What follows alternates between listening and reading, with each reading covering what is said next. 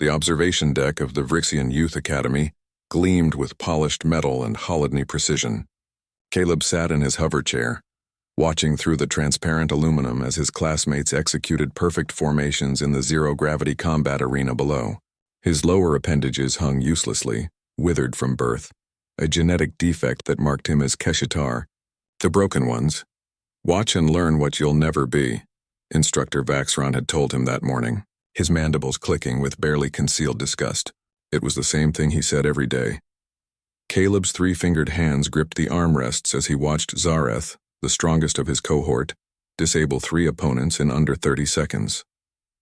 The other students cheered. No one looked up at the observation deck. No one ever did. That's got to be the most backwards thing I've ever seen. Caleb's head swiveled. A human stood beside him. A species he'd only read about in the diplomatic files.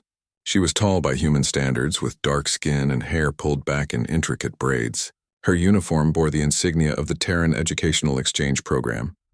Sophia Chen, tactical instructor, she said, extending her hand.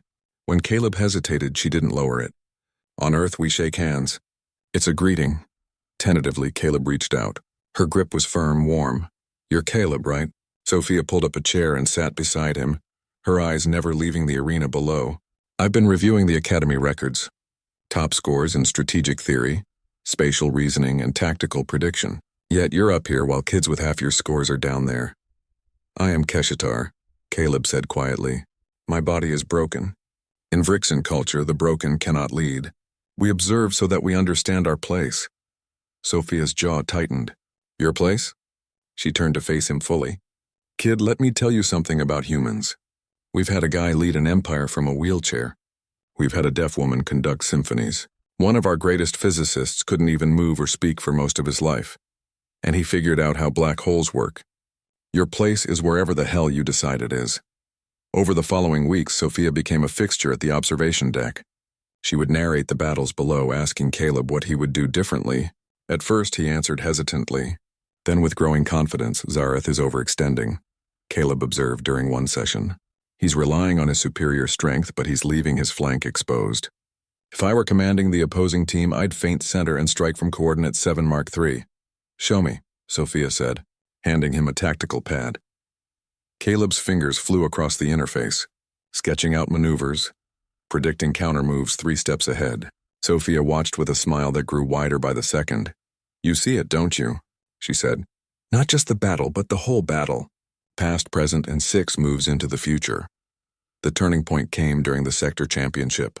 The Vrixian Academy's team had advanced to the finals against the Caldrith Military Institute, a school that had won 12 consecutive years.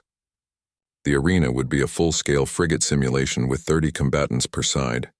2 days before the match, the Academy's tactical officer, Subcommander Relthar, collapsed with Venethi fever. The team was in chaos. Instructor Vaxron appointed Zareth as field commander, but even he looked uncertain. Sophia marched into the headmaster's office that evening with a tablet full of data. Caleb hovered nervously outside, his hover chair humming softly. Headmaster Kelvax, Sophia said, her voice carrying the firm politeness that humans call diplomatic steel. Yes, I'm formally recommending Caleb as tactical officer for the championship match. The headmaster's 4 eyes blinked in asynchronous surprise. The Keshitar boy? Instructor Chen, surely you jest. It would be a humiliation to our academy. With respect, Headmaster, the real humiliation would be losing because you're too stuck in tradition to use your best asset. She tapped the tablet. I've run the simulations. Caleb's strategic predictions have a 93% accuracy rate. That's higher than any tactical officer in this sector, including Subcommander Relthar. He cannot even enter the combat sphere. He doesn't need to. Tactics aren't about physical presence. They're about seeing the patterns, anticipating the moves, and directing your pieces accordingly. You know what we call someone who does that on Earth? A commander. The silence stretched. Finally, Headmaster Kelvax's mandibles clicked in resignation. If we lose, Instructor Chen, this reflects on both of you. If you lose, Sophia replied, it won't be because of Caleb. The championship arena was packed with thousands of spectators from dozens of species. Caleb sat in the command pod, a specialized station Sophia had somehow procured from Terran military surplus. His hover chair locked into the neural interface. Below, 30 Vrixian students awaited his orders. Many looked skeptical. Zareth, now appointed as field captain, met Caleb's eyes through the video link and gave a slight nod. Perhaps not acceptance, but a willingness to try. The Kaldrith team deployed in their traditional hammer formation, aggressive, overwhelming, designed to crush through sheer force. Caleb had studied their tactics for years from his observation deck. All units fall back to defensive grid epsilon. Caleb's voice came through every headset, calm and measured. Make them think we're intimidated. That's a coward strategy. Someone started to protest. Now, Caleb said, and something in his tone, a quiet authority that surprised even himself, silenced the dissent. For 8 minutes, the Vrixian team retreated, absorbed pressure, looked outmatched. The crowd murmured. In the Academy's viewing box, Instructor Vaxron shifted uncomfortably. Then Caleb saw it. The microscopic gap in the Kaldrith formation, exactly where he predicted it would appear. Zareth. Strike Team Alpha, coordinates 9 Mark 7. Beta Team, follow-up at 4 Mark 2. Charlie Team, cut off their retreat at 12 Mark 9. Execute in 3, 2, 1 and now! The Vrixian team moved like a single organism, striking from 3 directions simultaneously. The Kaldrith hammer shattered. Within 90 seconds, their command structure was disabled. Within 3 minutes, the match was over. The arena erupted. Caleb sat motionless in his command pod, hardly believing what had happened. Then his team was surrounding him, lifting his hover chair, chanting his name. Even Zareth was clicking his mandibles in the Vrixian gesture of profound respect.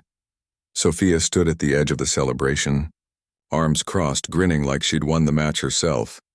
Later, as the crowds dispersed and the arena lights dimmed, Caleb found her on the observation deck. Their observation deck, thank you, he said simply, for seeing what no one else would see. Sophia shook her head. I didn't do anything special, kid. I just treated you like a human would. She paused, then smiled. Actually, I treated you like you deserved to be treated. Like someone who had something to offer. That's universal, not just human. On my world, I was Keshatar, Caleb said quietly. Now, I don't know what I am. You're a commander, Sophia replied. And maybe if you want, you can be someone who makes sure the next kid in a hover chair doesn't have to wait for a human to show up before someone believes in them. Caleb looked out at the empty arena, then back at Sophia. His mandibles clicked softly, not in resignation this time, but in determination. Yes, he said. I think I can do that. And for the first time in his life, Caleb understood that broken was just a word, and words could be rewritten.